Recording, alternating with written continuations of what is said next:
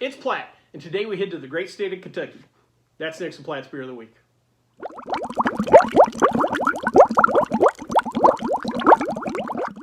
So the particular beer we have today is Kentucky Bourbon Barrel Ale. It comes to us from the fine folks at Lexington Brewing and Distilling Company. A little twist there. We'll get into that here in a little bit. A little background on the company. The company was founded by a gentleman named Pierce Lyons in 1999. Now, Pierce had kind of a unique background. He was a biochemist that was originally born in Ireland but moved to the U.S. Actually, his PhD was in the biochemistry of yeast. Anybody that was ever born that was meant to be in this business was probably Pierce with that kind of knowledge. Funny enough, though, he did not go directly into the brewing and distilling business. In 1980, he started a company called Alltech that produced animal nutrient products, animal feed, what have you, based it there in Lexington. And if you think about it, it makes sense with all the thoroughbred racing and thoroughbred farms that are in the area. Today, Alltech is the parent company of Lexington Brewing and Distilling. Again, kind of makes sense. They probably use that to help the legal structure. As someone who once had a federal liquor license, they really make it tough to kind of do distilling and brewing or winery and distilling or this, that, and the other. And so probably Alltech's used just to help in that corporate structure. The brewery itself was the old Lexington Brewing Company that had been open all the way back in the 1890s. Unfortunately, it did not survive Prohibition, and the building and brewing itself had been kind of switching hands over the years, and it wasn't until Pierce and his vision that they finally reopened it and kind of brought it back to its original grandeur. As far as the distillery itself, they opened the distillery, or they started producing spirits in 2007. Now, they did something kind of unique, though. They did not start selling product till 2011. Now, a lot of distilleries, when they start off, they'll go the route of either producing a vodka or a gin, something that doesn't need to be aged, something they can, get on the shelves quickly and at least have some cash flow. Or if they're going to go the route of a bourbon or whiskey or anything needing to be aged, they'll sometimes source it until they've got their product that they distill aged. Excuse me. But Lexington decided they were just going to hold on for 4 years until they had something ready, which is kind of really unique. Today, Pierce's son runs the company. Pierce passed in 2018, but the company's still in family hands, so that's kind of cool. And I'm sure Pierce's son learned a lot from his dad, and again, just a wealth of knowledge there. Real quick, let's talk about some of their products, because being a brewery and a distillery, they have quite a bit to choose from. First is a maple barrel stout. It is 12% ABV, made with brown sugar, and the bourbon barrel they were kind of unclear in my research, but apparently it's like coated in maple syrup or whatever, but just a lot of goodness. A stout with some brown sugar and maple in the barrel and getting that bourbon barrel goodness and stuff. It just really sounds like a cool beer.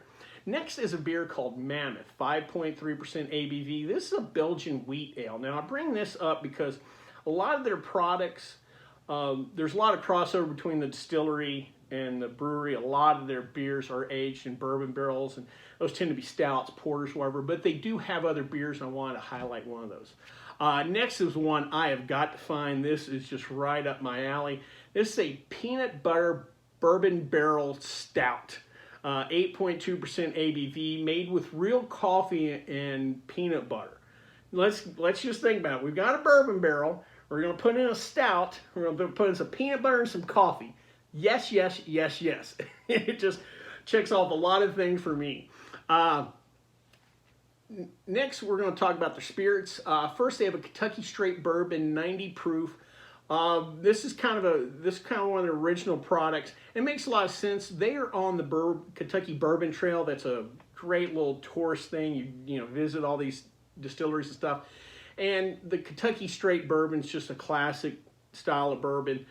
This particular one won gold at the 2013 San Francisco Spirits Competition, so it's highly revered. Again, just a classic style of bourbon. Next is Bluegrass Sundown, 40 proof. This is a bourbon-infused coffee liqueur. This kind of piques my interest too. if you take something like a Kahlua, generally that's like a rum base or kind of a clear neutral spirit base, but bourbon into a coffee liqueur is not something I've heard of, and that again sounds like you might have an interesting combination of flavors. Also, besides their base spirits and beers, they have a line of bourbon barrel hard teas, not hard seltzers, but hard teas. You know, teas obviously popular in the South. They also have a line of canned cocktails that include a Bahama Mama, a Mai Tai, and strawberry daiquiri. If I had, I guess, $10 million and I wanted to give another try in the spirits or alcoholic beverage world, this would be something a brewery and / distillery. Just the possibilities are limitless, and it just sounds like a real cool concept. Well, before we try this particular beer, though, let's check out the stats.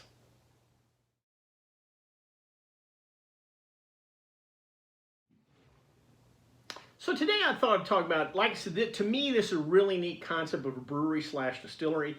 There's not a lot of them out there, but there are a few, and they're starting to gain traction, so I thought I'd highlight a few today. First is one, Dogfish Head. I think I might have mentioned this a few weeks back when I reviewed one of their beers. They've been in the distilling business for a while. They started in 2002, but they really didn't ramp up and become a full production facility until about 2015. Now, what they're known for right now is their gins.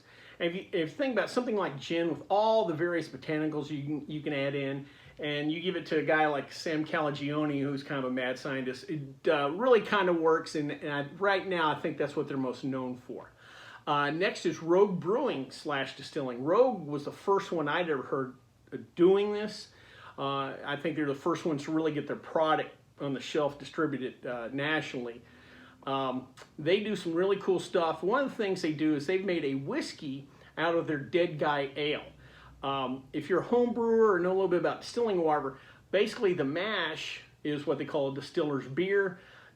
Every time you brew, you're basically making a mash. This really kind of works. It's kind of a cool idea, and I'm interested to see if more people start doing that. You know, what would a Dogfish Head 90-minute whiskey taste like? Or, you know, like I said, the possibilities are endless. Lastly, we have New Holland Brewing and Distilling, based out of Michigan. They do something kind of unique. They do a beer-barreled bourbon. Normally, you'll have a beer that's aged in a bourbon barrel, but this is kind of the reverse. It finishes in a beer barrel. So that'd be kind of an interesting twist. I'd definitely like to try that out. They also have a full line of canned cocktails also. Like I said, real cool idea. And if I had an extra $10 million sitting around the house, I might want to do the same thing. Well, with that being said, though, let's drink a beer.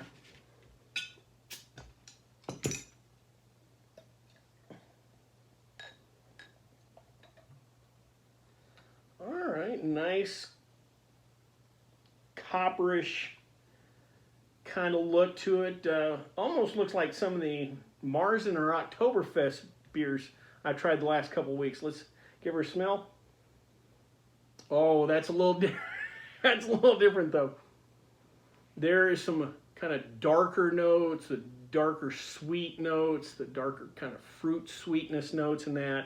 You're not getting a lot of hops there. It's an ale, but it's probably going the hop. There's really no hop aroma, and I've got a feeling there's probably not going to be a lot of hop flavor in there. Let's give it a try. Oh, yeah, there's some goodness. And you really kind of pick up that barrel in the sense of, like I said, darker fruits, darker. You get a sweetness, but it's not like a straight malt sweetness. It's maybe a little hint of molasses, a little brown sugar, that kind of sweetness in there. Like I said, this beer, if I held it up in the light, would look like an Oktoberfest. But there's a lot more to this, a lot more complexity, a little more body. This is a medium-bodied. It's not a heavy-bodied beer, but it's a full medium-bodied beer. Like so a lot of those, I was kind of on the medium minus end, but this is a medium-bodied beer. Got that finish, that bourbon barrel comes later on. Yeah, you'll get that initial sweetness up front, but then that finish lasts a little bit longer. Great complexity. Also at a little over 8%.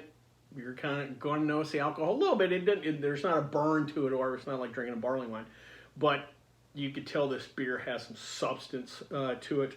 Real nice. Like I said, I could pick up that bourbon barrel, and as a gentleman who's drinking a little bourbon in my life, definitely love that. Well, I hope you liked this video. If you did, please subscribe down below. Also, please like the video because it lets YouTube know we're putting out good content. If you have any questions, comments, concerns, or beers that you'd like me to try, please leave them in the comment section, or you can always contact me on the Twitter page. Till next time, bottoms up.